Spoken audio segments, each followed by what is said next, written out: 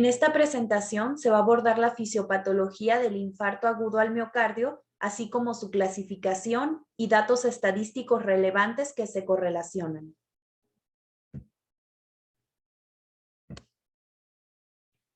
Según la Clasificación Internacional de Enfermedades, el infarto agudo del miocardio se encuentra dentro de las enfermedades isquémicas del corazón, que a su vez se encuentra dentro de las enfermedades del sistema circulatorio. La definición que aparece en la guía de práctica clínica sobre infarto agudo al miocardio menciona que este presenta una elevación por encima del percentil 99 de las troponinas cardíacas.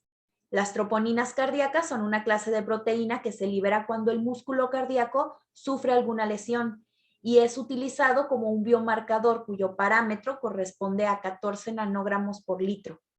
Un resultado mayor a este parámetro establece un proceso probablemente agudo. El infarto agudo al miocardio se clasifica en dos tipos. El primero es con elevación del segmento ST y el segundo sin elevación del segmento ST. Los infartos miocárdicos se pueden clasificar también en 5 principales grupos. El primero es el infarto miocárdico espontáneo relacionado a isquemia debida a un accidente coronario primario como la erosión, ruptura, fisura o disección de una placa. El segundo es un infarto miocárdico secundario a isquemia debido a un aumento en la demanda o disminución en el aporte de oxígeno. Por ejemplo, espasmo arterial coronario, embolismo coronario, anemia, arritmias, hipertensión e hipotensión. El tercero es muerte cardíaca súbita inesperada, influyendo paro cardíaco. Frecuentemente esto con síntomas sugestivos de isquemia cardíaca y acompañado por elevación del segmento ST o evidencia de un trombo fresco en la angiografía o autopsia. Y cuando los biomarcadores no están disponibles o cuando hay muerte antes de la toma sanguínea. El cuarto es un infarto miocárdico asociado a intervención coronaria percutánea y el quinto relacionado a cirugía de revascularización miocárdica.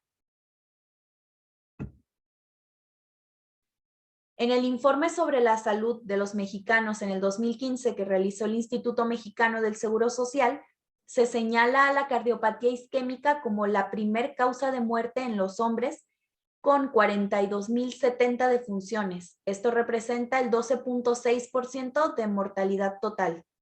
Y en las mujeres, la segunda causa de muerte con 33.054 defunciones, representando también el 12.6% de mortalidad. En este mismo documento se señala que en 4 instituciones del sector salud, que son Secretaría de Salud, IMSS, IMSS Prospera e ISSSTE, se registraron un total de 16.293 casos de infarto miocárdico. Y en el informe de salud de los mexicanos que se realizó en el 2016, se informó que en el año 2013 México registró la tasa más alta de mortalidad intrahospitalaria por infarto agudo al miocardio. Esto entre los países de la OCDE y se registraron 27.5 defunciones por cada 100 egresos hospitalarios. Dentro de las enfermedades del sistema circulatorio, encontramos las cardiopatías isquémicas que pueden ser producidas por una obstrucción o estenosis de alguna de las arterias coronarias. Esto provoca una aterosclerosis que se forma por la infiltración de lípidos y células inflamatorias a nivel subendotelial. Esta es la causa principal de las cardiopatías isquémicas. Este ateroma, al romperse o erosionarse, da lugar a una aterotrombosis, la cual puede provocar un síndrome coronario agudo que no es más que un continuo de una isquemia o un infarto cardíaco. También existen otras causas de cardiopatía isquémica que no son ateroscleróticas. Estas se dividen en 2 grupos, con disminución del flujo coronario y sin disminución del flujo coronario. Dentro de la categoría con disminución de flujo encontramos anormalidades congénitas de la arteria coronaria, vasoespasmo, puenteo miocárdico, artritis coronarias asociadas a vasculitis sistémicas y con coronariopatías inducidas por radiación. Y en la categoría sin disminución de flujo se encuentran valvulopatía aórtica, cardiomiopatía hipertrófica y cardiomiopatía dilatada idiopática. La etiología más común es la aterosclerosis, pero esta puede coexistir con cualquiera de las causas no ateroscleróticas. Algunos de los factores de riesgo que aumentan la probabilidad de padecer enfermedad cardiovascular son edad. Hombres mayores de 45 años, mujeres mayores de 55 años o con una menopausia prematura sin terapia de reemplazo hormonal. Género masculino, historia familiar de enfermedad cardíaca coronaria prematura, tabaquismo, hipertensión arterial sistémica, colesterol total o LDL alto, diabetes mellitus y obesidad. Se sospechará que cursa un infarto agudo de miocardio cuando un paciente presente dolor torácico retroesternal que se caracteriza por ser opresivo, intenso y prolongado, que dura más de 20 minutos. Hago aquí un paréntesis, es importante reconocer que no todos los pacientes lo van a presentar. Este se puede acompañar o no de otros síntomas como disnea, náuseas, vómito, fatiga, diaforesis, sensación de evacuar, lipotimia y o síncope. Se deben tener en cuenta los factores de riesgo y que es más probable que las mujeres informen dolor en el brazo y en el hombro. En comparación con los hombres, presentan síntomas atípicos como dolor en cuello, tórax posterior, maxilar inferior, así como náuseas, debilidad y fatiga.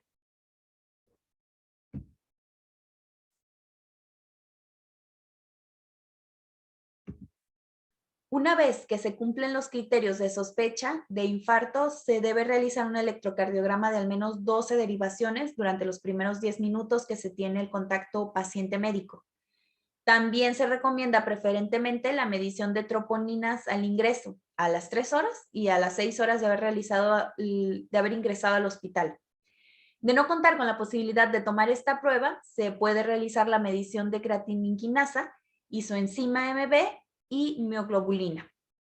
Si existe sintomatología compatible con isquemia, acompañada de alteración del segmento ST y biomarcador por encima del percentil 99, se debe realizar un diagnóstico de infarto.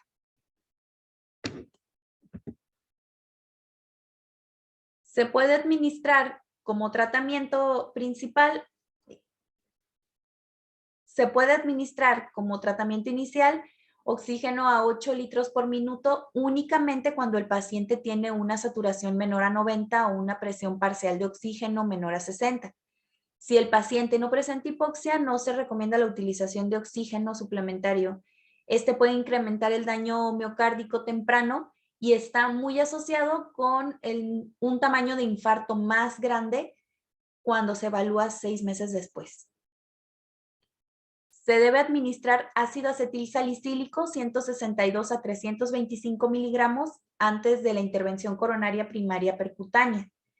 Y también se debe administrar de 150 a 300 miligramos, de preferencia 300, a todos los pacientes que ya tengan diagnóstico de infarto agudo a miocardio, a quienes se les haya administrado también ya un tratamiento fibrinolítico.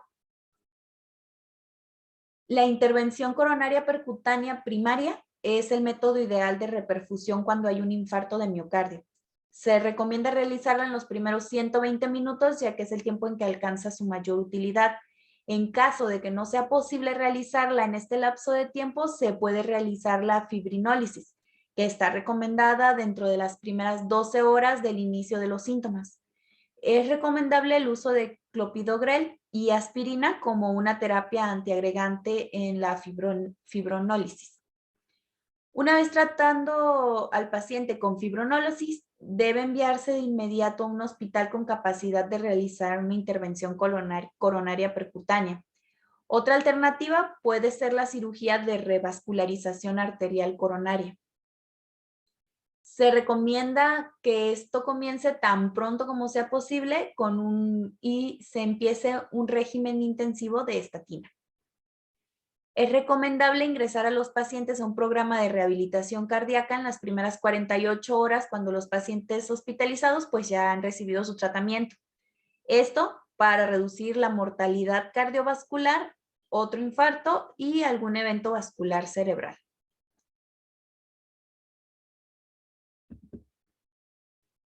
Algunas de las complicaciones que se pueden llegar a presentar son eléctricas, que dentro de las que se encuentran taquiarritmias de tipo supraventricular, ventriculares y bradiarritmias, hemodinámicas, donde podemos encontrar insuficiencia cardíaca aguda, edema agudo pulmonar, choque criogénico o infarto de ventrículo derecho.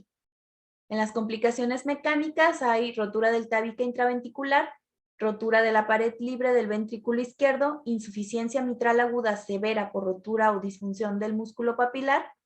En las isquémicas, angina posinfarto y posible reinfarto. En las embólicas, evento vascular cerebral isquémico, infarto renal, isquemia intestinal e insuficiencia arterial periférica. En las inflamatorias se encuentran pericarditis temprana o tardía. Las extracardíacas son hiperglucemia, insuficiencia renal aguda e insuficiencia hepática aguda. Y por último, las complicaciones crónicas, que es la insuficiencia cardíaca. Esto sería todo. Aquí hay algunas de las referencias que se pueden consultar para esta información. Gracias.